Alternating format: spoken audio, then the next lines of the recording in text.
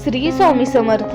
त्या रात्री विठ्ठल स्वतः एका गरीब विधवेच्या घरी आले, पण तिने त्यांना ओळखलंच नाही. ही कथा एका अशा आईची आहे जिने आयुष्यभर विठ्ठलाची भक्ती केली, पण एक दिवस ती इतकी दुःखी झाली की तिने देवासमोर रडत विचारलं, विठ्ठला, मी तुझी इतकी सेवा केली तरी माझ्याच वाट्याला इतकं दुःख का? त्या रात्री तिच्या दारावर एक अनोळखी वारकरी आला आणि दुसऱ्या दिवशी जे घडलं ते संपूर्ण गाव आयुष्यभर विसरू शकलं नाही. तर मित्रांनो, पंढरपूर पासून काही अंतरावर असलेल्या एका छोट्याशा गावात पार्वतीबाई नावाची वृद्ध विधवा राहत होती.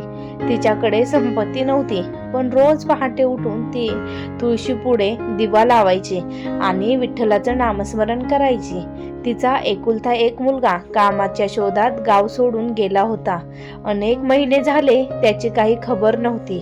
एक दिवस घरात धान्याचा शेवटचा दाणा उरला. तिने हात जोडून विठ्ठलाला म्हटलं, देवा, आजही तुझ्यावर विश्वास आहे, पण माझी परीक्षा अजून किती? त्या रात्री अचानक टकटक टकटक दारावर कोणीतरी हळूच टकटक केलं. दारात एक वृद्ध वारकरी उभा होता. त्याने फक्त एवढंच म्हटलं, आई, आजची रात्र मला तुझ्या अवसरीवर काढू देशील का? पार्वतीबाईंनी क्षणाचाही विचार न करता त्याला घरात घेतलं आणि त्यानंतर अशी घटना घडली जिने तिचं संपूर्ण आयुष्य बदलून टाकलं. त्या अनोळखी वारकऱ्याचे रहस्य. पार्वतीबाईंनी त्या वृद्ध वारकऱ्याला घरात बसवलं. घरात खायला काहीच नव्हतं, फक्त एक डब्यात थोडंसं ज्वारीचं पीठ आणि अर्धा कांदा होता. त्या मनात म्हणाल्या, विठ्ठला, पाहुण्याला उपाशी कसं झोपू देऊ? त्यांनी शेवटच्या पिठाची एक छोटीशी भाकरी केली, कांदा फोडला, थोडं मीठ ठेवलं आणि प्रेमाने त्या वृद्ध वारकऱ्यासमोर ताट वाढलं. वारकरी हसला आणि तो म्हणाला, आई, तुझ्याकडे एवढंच आहे तरी तू मला सगळं दिलंस. पार्वतीबाई हळूच म्हणाल्या, अतिथी म्हणजे देवाचं रूप असतं, तुला दिलं म्हणजे विठ्ठलालाच दिलं. वारकऱ्याच्या डोळ्यात पाणी आलं. त्याने शांतपणे जेवण केलं. जेवण झाल्यावर त्याने आपल्या झोळीतून एक छोटीशी तुळशीची माळ काढली. तो म्हणाला, ही माळ जपून ठेव. उद्या सूर्योदय झाल्यावर तुळशीपुढे बसून फक्त 108 वेळा श्री विठ्ठल जय हरी विठ्ठल म्हण. पार्वतीबाईंनी नम्रपणे माळ स्वीकारली. रात्र झाली. वारकरी ओसरीत झोपला. पण मध्यरात्री पार्वतीबाईंना मंद टाळांचा आवाज ऐकू आला. त्यांनी दार उघडलं. ओसरीवर कोणीच नव्हतं, फक्त ती तुळशीची माळ ठेवलेली होती आणि हवेत मंद चंदनाचा सुगंध दरवळत होता. त्या आश्चर्यचकित झाल्या. तो वारकरी कुठे गेला? दुसऱ्या दिवशी पहाटे त्यांनी सांगितल्याप्रमाणे तुळशीपुढे बसून नामस्मरण सुरू केलं. 108वा जप पूर्ण होताच दारात पुन्हा टकटक झाली. यावेळी दारात उभा होता त्यांचा अनेक महिन्यापासून बेपत्ता असलेला मुलगा. त्याच्या डोळ्यात आनंदाश्रू होते. तो आईला मिठी मारून म्हणाला, आई, मी परत आलो आणि माझ्या परत येण्यामागे एक अद्भुत घटना घडली आहे. ती घटना काय होती आणि काल रात्री आलेला तो वृद्ध वारकरी नेमका कोण होता हे जाणून घेण्यासाठी व्हिडिओ शेवटपर्यंत बघा. पार्वतीबाईंनी आपल्या मुलाला घट्ट मिठी मारली. अनेक महिन्यांनी त्याला पाहून त्यांच्या डोळ्यात आनंदाश्रू वाहू लागले. थोडा वेळ शांत झाल्यावर त्यांनी विचारलं, बाळा, तू इतके दिवस कुठे होतास? मुलगा म्हणाला, आई, कामासाठी दूर गेलो होतो, पण जिथे काम करत होतो तिथे अचानक कारखाना बंद झाला. माझ्याकडे पैसे नव्हते, ओळखीचं कोणी नव्हतं. मी खूप घाबरलो होतो. तो पुढे म्हणाला, मी एका मंदिरात बसून रडत होतो. तेवढ्यात एक वृद्ध वारकरी माझ्याजवळ आला. पार्वतीबाई दचकल्या. वृद्ध वारकरी?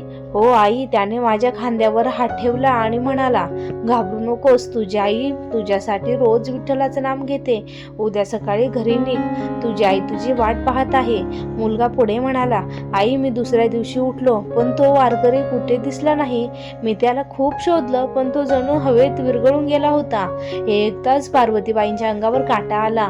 त्यांनी घरात ठेवलेली तुळशीची माळ मुलाला दाखवली. मुलगा थरथरत्या आवाजात म्हणाला, आई, हाच तो वारकरी, हीच ती माळ. दोघेही काही क्षण शांत बसले. त्या क्षणी त्यांना एक गोष्ट मनापासून जाणवली. त्या वृद्ध वारकऱ्याने फक्त त्यांना मदत केली नव्हती, तर त्यांना तुटलेल्या आशेलाही आधार दिला होता. त्या दिवसापासून पार्वतीबाई रोज घरात येणाऱ्या प्रत्येक पाहुण्याचं प्रेमाने स्वागत करू लागल्या. त्या नेहमी म्हणायच्या, कोणत्या रूपात देव भेटेल हे कधी सांगता येत नाही, म्हणून प्रत्येकाशी प्रेमाने वागा. गावभर ही गोष्ट पसरली. लोक पार्वतीकडे चमत्कार ऐकायला यायचे, पण त्या हसून फक्त एवढंच म्हणायच्या, चमत्कार माणसातल्या प्रेमाचा असतो. श्रद्धा, सेवा आणि दयाळूपणा हीच विठ्ठलाची खरी पूजा आहे. काही महिन्यांनी गावावर मोठं संकट येतं. त्यावेळी पार्वतीबाईंची श्रद्धा संपूर्ण गावाला कशी उभी करते आणि शेवट त्या रहस्यमय वारकऱ्याचं गूढ एका अनपेक्षित प्रसंगातून कसं उलगडलं, एक भावनिक आणि प्रेरणादायी शेवट. ही कथा काल्पनिक आहे. तिचा उद्देश भक्ती, करुणा आणि श्रद्धेचा संदेश देणे हा आहे आणि तो ऐतिहासिक घटना म्हणून मांडलेला आहे. पार्वतीबाई आणि त्यांचा मुलगा पुन्हा आनंदाने जगू लागले. रोज सकाळी तुळशीपुढे दिवा लावायचा आणि विठ्ठलाचं नाम घेतलं जायचं आणि घरात येणाऱ्या प्रत्येक माणूस प्रेमाने जेवून जायचा. पण काही महिन्यात गावावर मोठं संकट आलं. पाऊस पडला नाही, विहिरी कोरड्या पडल्या, शेते जळून गेली, जनावरांचा चारा नव्हता. गावात निराशेचं वातावरण पसरलं. काही लोक म्हणू लागले, देवाने आपल्याला सोडलं आहे. पण पार्वतीबाई शांत होत्या. ते म्हणाल्या, विठ्ठल भक्ताची परीक्षा घेतो, पण साथ कधी सोडत नाही. त्यांनी गावातील सर्वांना मंदिरात बोलावलं. कोणी श्रीमंत, कोणी गरीब, कोणी लहान, कोणी मोठं, सगळे एकत्र बसले. पार्वतीबाईंनी फक्त एकच गोष्ट सांगितली, आज आपण चमत्कार मागणार नाही, आपण फक्त नाम घेऊ, कारण नामाने मनाला शांती मिळते आणि शक्ती मिळाली की संकटांचा सामना करता येतो. संपूर्ण गावात एकच स्वरात म्हणू लागले, जय जय राम कृष्ण हरी, विठ्ठल विठ्ठल, जय जय राम कृष्ण हरी.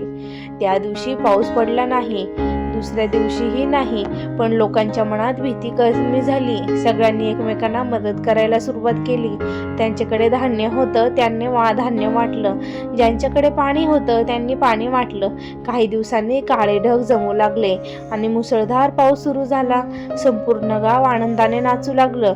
पार्वतीबाईंनी आकाशाकडे पाहून शांतपणे हात जोडले आणि त्या म्हणाल्या, देवा, आम्हाला फक्त पाऊस नाही दिलास, एकमेकांवर प्रेम करायला शिकवलंस.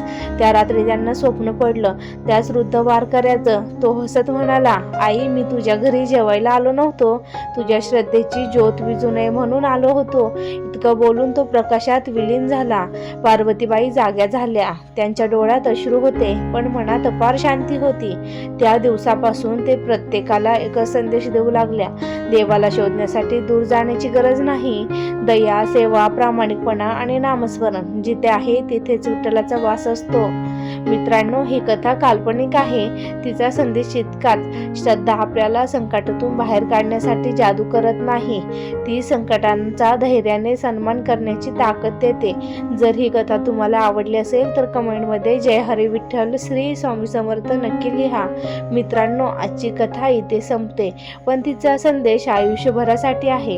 जेव्हा आयुष्यात सगळे दरवाजे बंद झाल्यासारखे वाटतात, जेव्हा आपल्या डोळ्यात फक्त अश्रू असतात, जेव्हा आपल्या प्रार्थनेलाही उत्तर मिळत नाही असं वाटतं, तेव्हाच कदाचित विठ्ठल शांतपणे तुमच्यासाठी योग्य वेळ तयार करत असतो. लक्षात ठेवा, देव कधीच उशीर करत नाही, तो फक्त योग्य वेळ येण्याची वाट पाहतो. आज तुम्ही कोणत्याही संकटातून जात असाल, आर्थिक अडचणी असो, घरातील समस्या असो, नोकरीची चिंता असो किंवा मनात खोल दुःख असो, आशा सोडू नका. विठ्ठलावर विश्वास ठेवा, चांगले कर्म करत राहा आणि नामस्मरण कधीही सोडू नका, कारण अंधार कितीही दाट असला तरी सूर्योदय थांबत नाही. तसंच भक्ताची प्रार्थना कधीही व्यर्थ जात नाही. जर ही कथा तुमच्या मनाला स्पर्श करून गेली असेल तर आज एक क्षण डोळे मिटा आणि मनापासून फक्त एवढंच म्हणा, पांडुरंग हरी, जय जय राम कृष्ण हरी. विठ्ठल रखुमाईची कृपा तुमच्यावर आणि तुमच्या परिवारांवर सदैव राहो. श्री विठ्ठल रखुमाई महाराज की जय. धन्यवाद. पुन्हा भेटू एका नव्या भक्तिमय आणि प्रेरणादायी कथेसह. श्री स्वामी समर्थ. जय जय स्वामी समर्थ.